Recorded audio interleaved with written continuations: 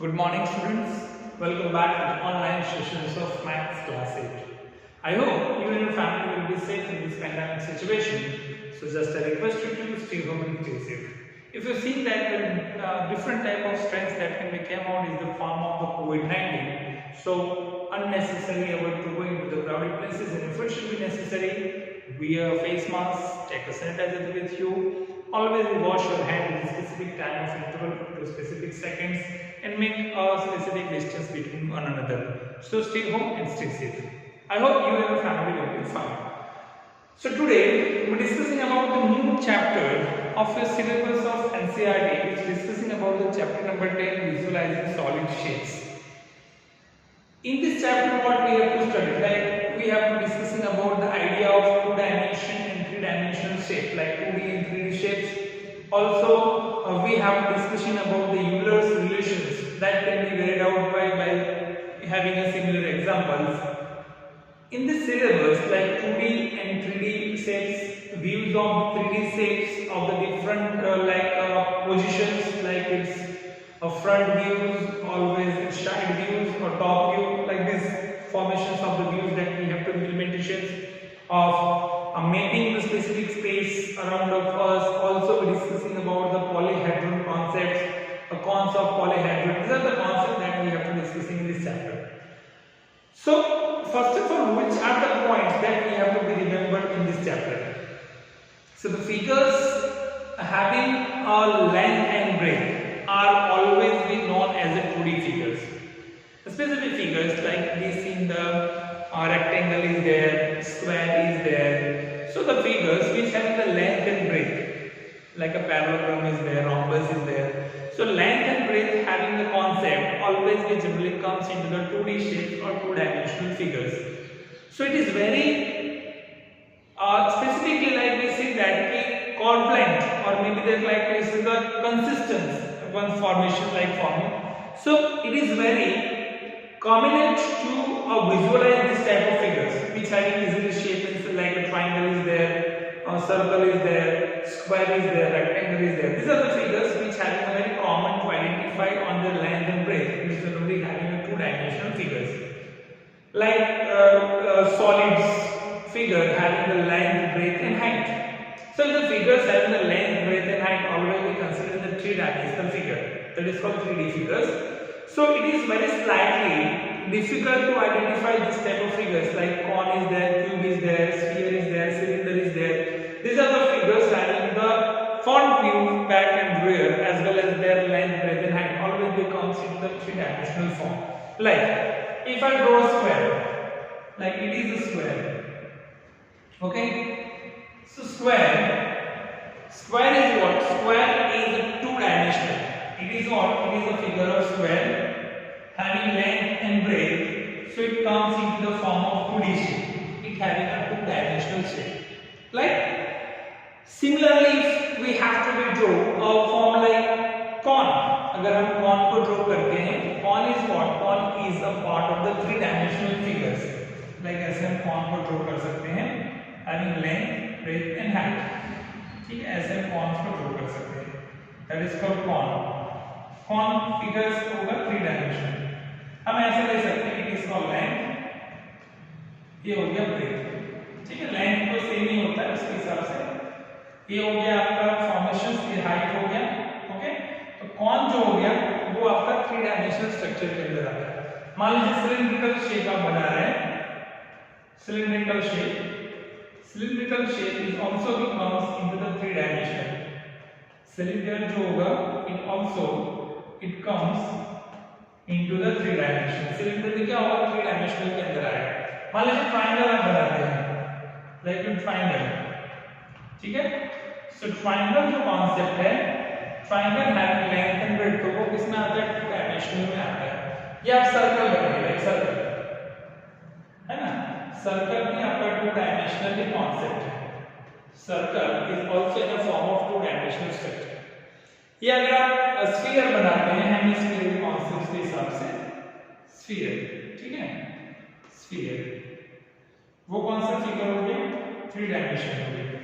तो कॉन्सेप्ट जब आप आइडेंटिफाई करते हैं तो जो नॉर्मली लेंथ और ब्रेथ के हिसाब से होते हैं वो वो आपके 2 डायमेंशनल में होते हैं, बाकी जो जिसमें लेंथ ब्रेथ और हाइट के कॉन्सेप्ट आते हैं वो आपके 3 डायमेंशनल स्ट्रक्चर्स के अंदर कंसीडर किए जाते हैं। That is generally happening with 3 dimensional structure. इसमें क्यूब है या क्यूबॉइड का भी कॉन्सेप्ट ले सकते हैं। It is also being comes into the 3 dimensional structure जिसमें लेंथ ब्रेथ और हाइट के कॉन्सेप्ट उसमें दिए रहते हैं। तो ऐसे जो कॉन्सेप्ट है जिसे आप आगे मूव करेंगे तो आपके बुक में जो एक्सरसाइज 10 पॉइंट दिया है जो पेज नंबर 157 पे है उसके अंदर आप देखेंगे तो अलग-अलग तरीके के फिगर्स दिए हैं और फिगर्स के अकॉर्डिंग टू आपको आइडेंटिफाई करना होगा कि उसका टॉप व्यू क्या है, फ्रंट व्यू क्या है या बैक व्यू क्या है। ऐसे जो कॉन्सेप्ट्स है वो आपको एक्सरसाइज 10.1 के कॉन्सेप्ट्स के अंदर दिए हुए हैं। तो फ्रंट व्यू या उसके अलावा साइड व्यू क्या है, टॉप व्यू क्या होता है, you have to be identify जो फिगर के अकॉर्डिंग टू आप उसमें एडजस्ट कर सकते हैं, उसमें देख सकते हैं जो फिगर के ही अकॉर्डिंग टू हमें उसका आंसर रखने हैं। तो जैसे हम देखते हैं कि जो मैप जो होता है specific map that generally depicts the locations of the particular object. Generally हम मैप में किसी भी चीज को आइडेंटिफाई करते हैं तो ऑब्जेक्ट किस लोकेशन पे किस जगह पे है वो हम आइडेंटिफाई कर सकते हैं। तो जनरली जो मैप होता है दैट जनरली डिपिक्ट्स और depicts the specific location of the object और may be the place in relation to the other object और प्लेसेस। तो एक दूसरे ऑब्जेक्ट के साथ उसकी क्या रिलेशनशिप है, किस पोजीशन पे है, उसको आप इजीली एडजस्ट कर सकते हो, उसको आप इजीली फाइंड आउट कर सकते हैं। तो अलग-अलग तरीके के जो सिंबल्स होते हैं वो ऑब्जेक्ट्स के अकॉर्डिंग टू यूज किए जाते हैं, प्लेसेस के अकॉर्डिंग टू ऑब्जेक्ट किस जगह पे किस प्लेसेस पे उसके अकॉर्डिंग टू आप अलग-अलग सिंबल्स उसके यूज कर सकते हैं। तो उसके अंदर ऐसा कोई भी स्पेसिफिक रेफरेंस पर्सपेक्टिव नहीं होता मैप के अंदर जिसका यूज करके आप इसका इंप्लीमेंटेशन कर सकते हैं। तो मैप जो है एक तरीके से इन्वॉल्व करता है स्पेसिफिक स्केल को जो इंप्लीमेंट करता है fix to the particular map, एक पोजीशन को इंप्लीमेंटेशन करता है। और स्केल क्या है, स्केल इज द रेशियो, एक तरीके का दो ऑब्जेक्ट या दो प्लेसेस के बीच में एक्चुअल डायमेंशन क्या है उसके रेशियोज को जो होता है वो स्केल आइडेंटिफाई करता है कि that is generally having to be a scale. तो जो आपका जो नेक्स्ट जो फॉर्मेशंस होंगे जो एक्सरसाइजेस दिए हैं इस टेक्स्ट बुक के अंदर उस एक्सरसाइजेस के बेस में अगर आप देखेंगे तो सारे जो कॉन्सेप्ट्स होंगे आपके इसी पे बेस्ड है, इसी के थ्रू आपको इंप्लीमेंटेशन करके उसको सॉल्व करना है। तो नेक्स्ट जो है कॉन्सेप्ट हम डिस्कशन करेंगे वो पॉलीहेड्रॉन के बारे में डिस्कशन करेंगे। पॉलीहेड्रॉन, अब पॉलीहेड्रॉन जो है वो आपका जो कॉन्सेप्ट जैसे अभी मैंने आपको 2D या 3D व्यूज जैसे मैंने आपको समझाया वैसे पॉलीहेड्रॉन का व्यू होता है। मान लीजिए पॉलीहेड्रॉन इस कॉन्सेप्ट्स के अंदर आप अलग-अलग फॉर्म्स का यूज करके उसके इंप्लीमेंटेशन कर सकते हैं। उसमें अलग-अलग तरीके के उसके फेसेस क्या है, वर्टेक्स क्या है, एजेस क्या है, ऐसा कह सकते हैं। तो polyhedron is a specific shape, एक ऐसा हम शेप में उसको कंसीडर कर सकते हैं जो इंप्लीमेंटेशन करता है which generally having to be bounded by the polygons, अलग-अलग तरीके के पॉलीगॉन से वो जुड़ा हुआ रहता है। तो जैसे मैं यहाँ पे एक फिगर्स इंप्लीमेंटेशन करते हैं, यहाँ पे एक फिगर को आइडेंटिफाई लेते हैं ऐसे लाइक दिस, यहाँ से फिगर को ड्रॉ करते हैं ऐसे फिगर ड्रॉ किया हमने, ठीक है, ऐसा एक फिगर हमने बना लिया है, ठीक है, like this type of figures you have to draw. अभी यहाँ से भी एक कॉन्सेप्ट आपको आगे की तरफ लेना पड़ेगा जो यहाँ से इस तरह से ड्रॉ कर सकते हैं लाइक दिस, ठीक है, ऐसा एक कॉन्सेप्ट मैंने बना दिया है। अब इस कॉन्सेप्ट के अंदर आप देखेंगे तो अलग-अलग तरीके के फेस और एजेस के बारे में आपको दिया हुआ है, जैसे मान लीजिए यहाँ से ड्रॉ कर दीजिए। तो पॉलीहेड्रॉन के अंदर एक जो कॉन्सेप्ट जो होता है लाइक दिस, इसको हम वर्टेक्स कहते हैं, दैट इज कॉल्ड वर्टेक्स, उसको हम वी कहते हैं, that is called vertex V, ठीक है। ये जो होता है उसको हम फेसेस कहते हैं, फेसेस जिसको हम कहते हैं एफ, ओके। और ये जो फॉर्मेशन होता है उसको हम कहते हैं एजेस, जिसको हम कहते हैं E, that is called E. So polyhedron जो है, polyhedron is like a solid, एक सॉलिड फिगर होता है which is generally bounded by the polygon, तो पॉलीगॉन के साथ जुड़ा हुआ रहता है, which all are called its faces, उसको आप क्या कहते हैं, उसको फेसेस कहते हैं। जो पॉलीगॉन के साथ जुड़ा हुआ रहता है उन सबको हम उसके फेसेस के थ्रू कंसीडर कर सकते हैं, which generally consider to their faces. अभी ये जो फेसेस होते हैं पॉलीहेड्रॉन के, this all this faces have to be made with the edges, ये जो सारे फेसेस होते हैं किसके साथ जुड़े हुए रहते हैं, एजेस के साथ जुड़े हुए रहते हैं, and the meet with the vertices, last में इसको मिलते हैं वर्टाइसेस को जो सारे पॉइंट्स को कंसीडर करता है। तो ये क्रिएट करता है फार्मूला जिसको म्यूलर्स फार्मूला कहते हैं, जिसको हम कहते हैं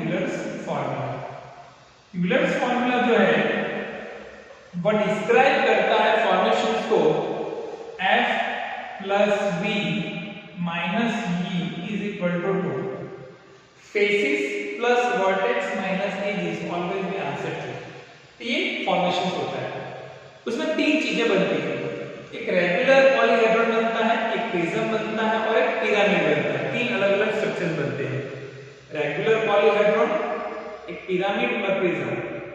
अब रेगुलर पॉलीहेड्रॉन का कॉन्सेप्ट अगर हम देखें तो जो पॉलीहेड्रॉन है is regular if a polyhedron is regular if it faces are made up with the regular polygons. अगर वो रेगुलर पॉलीगॉन्स के साथ बने हुए हैं और same number of faces meet at each other having the vertexes, तो आप उसको रेगुलर पॉलीहेड्रॉन कहते हैं। लाइक अ क्यूब, क्यूब क्या है, रेगुलर पॉलीहेड्रॉन में कंसीडर कर सकते हैं क्योंकि उसके सारे जो एजेस और फेसेस जो होंगे वो रेगुलर पॉलीगॉन्स के बने हुए रहते हैं। उसी तरह प्रिज्म आता है, प्रिज्म को आप कैसे कंसीडर कर सकते हैं, एक सॉलिड ऐसा कॉन्सेप्ट कंसीडर करेंगे like a solid whose bases are top, जिसका बेस टॉप हो, and I all are identical to the polygon, सारे जो है उसके पॉलीगॉन्स आइडेंटिकल होंगे और उसके सारे साइड्स जो है रेक्टेंगल होंगे, तो that is called the prism, उसको प्रिज्म में कंसीडर कर सकते हैं। और उसी तरह पिरामिड आता है, पिरामिड के अंदर इट इज अ पॉलीहेड्रॉन जिसका सारा जो फॉर्मेशंस होंगे हैविंग द पॉलीगॉन्स और जिसके फेसेस जो होंगे कॉमन वर्टेक्सेस के साथ जुड़े हुए रहेंगे, तो आप उसको प्रिज्म और पिरामिड में कंसीडर कर सकते हो। तो ऐसे सारे कॉन्सेप्ट जो है वो इंप्लीमेंटेशन कर सकते हैं जिसमें रेगुलर पॉलीहेड्रॉन है या पिरामिड है या प्रिज्म है, ऐसे कॉन्सेप्ट उसके अंदर इंप्लीमेंटेशन किए जाते हैं। तो एक कांसेप्ट ऐसा आता है कि जैसे प्रिज्म्स और सिलेंडर्स के अंदर क्या हाउ द अलाइक्स ऑफ सिलेंडर और प्रिज्म। तो देखिए अभी ये सिलेंडर और प्रिज्म का कंसीडरेशन करते हैं, तो टॉप और बेस जो प्रिज्म का है, प्रिज्म का जो टॉप होता है और जो बेस होता है, और या फिर आप देखें जैसे सिलेंडर के अंदर भी आप देखें तो वो कॉन्ग्रुएंट और पैरेलल होता है, top and base of prisms and cylinder that should B parallel, और एक दूसरे के साथ जो प्रिज्म्स होता है that becomes like a cylindrical form, वो एक सिलेंड्रिकल फॉर्म क्रिएट करता है, and when you increase its surface that always will increase larger and larger. तो प्रिज्म्स में जितना भी आप उसको इंप्लीमेंटेशन करेंगे और इंक्रीज करेंगे that always be increase larger and larger at the forms of prisms. उसी तरह पिरामिड और कॉन के अंदर क्या सेम है, ऐसा कॉन्सेप्ट आता है, what are the similarities between the pyramid and cone.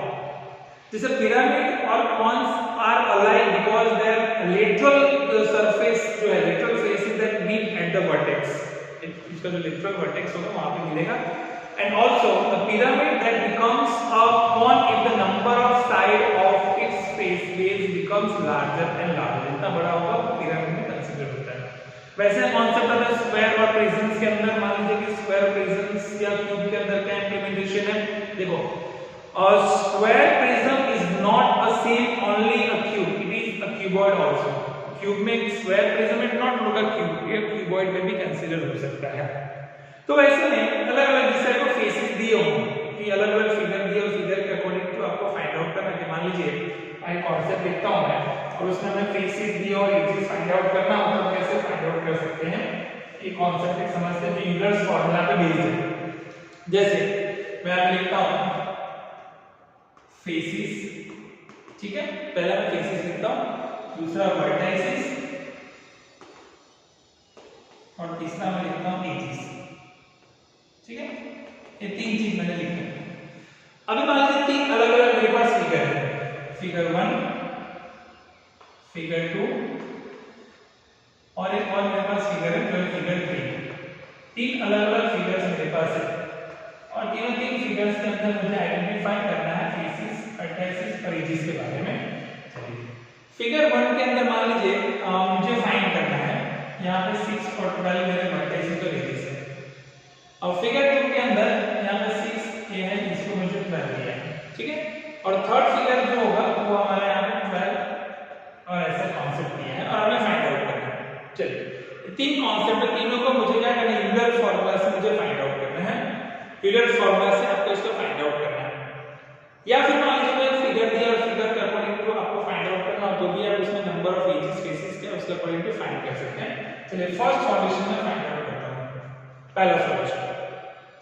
पहला सॉल्यूशन के अंदर फेसेस नहीं दिया है, वर्टेक्स 6 है और एजेस कितने आपके पास, edges 12, okay clear.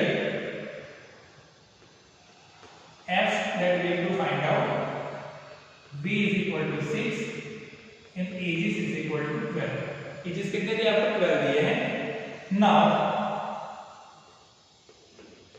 f plus v minus e is equal to कितना होता है? 2। f माइनस, इसको आप क्या कहेंगे? That is called Euler's formula. ये आपका क्या हो गया? यूलर्स फार्मूला हो गया। That is called Euler's formula. It is called Euler's formula. अब इसके अंदर सारे वैल्यूज हमें रखनी है। f v हमारे पास 6 है, माइनस 12 इज इक्वल टू कितना?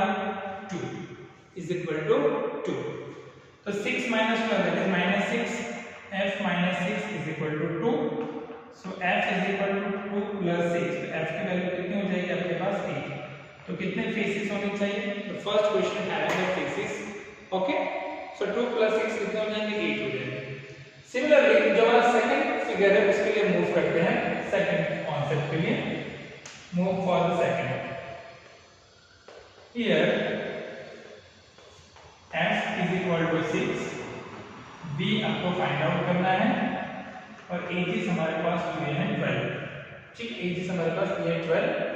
सो नाउ यूलर्स फार्मूला जो है उसका यूज करेंगे। Now f plus b minus e is equal to 2, इसको हम कहेंगे यूलर्स फार्मूला। यूलर्स फार्मूला, ठीक है। f plus b minus is equal to 2, that is Euler's formula. f is equal to 6 plus b find करना है, minus 12 is equal to 2। ठीक है, ऐसा आप इंप्लीमेंटेशन कर देंगे। सो यहाँ पे जो कॉन्सेप्ट है उसके हिसाब से 6 प्लस 12, सॉरी यहाँ पे 9 होना चाहिए। इट शुड बी 9, तब ये आंसर्स बनेगा। It should be 9 in the second question. It should be 9। Okay, so 6 plus b minus 9 is equal to 2। Second question के अंदर आप ऐसे इंप्लीमेंटेशन कर सकते हैं। और यहाँ पे भी कॉन्सेप्ट थोड़ा सा चेंज करना पड़ेगा तो आंसर आएगा, मतलब मिस्टेक हो जाएगी हमारी। So that should be in the form of 5। Okay, 5 plus b minus 9 is equal to 2। तो 5 माइनस 9 क्या होगा? Minus 4 is equal to 2। So b is equal to 2 plus 4, then b is equal to 6। Second question में क्या आएगा? b का answer 6 मिलेगा, that should be 6। Similarly third को find कर सकते हैं। थर्ड के अंदर f हमें दिया हुआ है 20, b हमें दिया है 12 और e हमें फाइंड आउट करना है। जो फॉर्मूला है f plus b minus e is equal to 2, उसी का यूज करते हैं। 20 plus 12 minus e is equal to 2। So 32 minus e is equal to 2। तो e अगर आपको फाइंड आउट करना है तो 30 इस तरफ हो जाएगा तो माइनस हो जाएगा। 32 minus 2 is equal to e। So therefore e की वैल्यू कितनी मिलेगी आपको? 30। नंबर ऑफ एजेस कितना मिलेगा आपको? 30 मिलेगा। तो जो यूलर्स फार्मूला है, उस यूलर्स फार्मूला का यूज करके आप ऐसे टर्म्स को फाइंड आउट कर सकते हैं। तो इस चैप्टर में केवल इतना ही है कि 2 डायमेंशनल फिगर्स क्या है, 3 डायमेंशनल फिगर्स क्या है, जिसमें लेंथ और ब्रेथ होती है वो 2 डायमेंशनल है। लेंथ, ब्रेथ, हाइट अगर कंसीडर करता है तो 3 डायमेंशनल है। उसके अलावा पॉलीहेड्रॉन क्या है, रेगुलर पॉलीहेड्रॉन क्या है, प्रिज्म क्या है, पिरामिड क्या है, वो कॉन्सेप्ट आपको समझाए हैं। उसके अलावा जो नंबर ऑफ फेसेस, एजेस और जो वर्टिसेस है उसको काउंट करके यूलर्स फार्मूला कैसे इंप्लीमेंट कर सकते हैं वो हमने डिस्कशन किया है। तो बस इतना ही चैप्टर के अंदर। आई होप कि थोड़ा सा अंडरस्टैंडिंग हुआ होगा। तो उसके जो एक्सरसाइज है फिगर वाले हैं वो आप उसको सॉल्व कीजिए and you have to clear idea कि कौन सा उसका फ्रंट व्यू होगा, कौन सा टॉप व्यू होगा, कौन सा बैक व्यू होगा। ठीक है, चलिए मिलेंगे कल दोबारा जब हम डिस्कशन करेंगे next chapter about the syllabus. Take care and bye.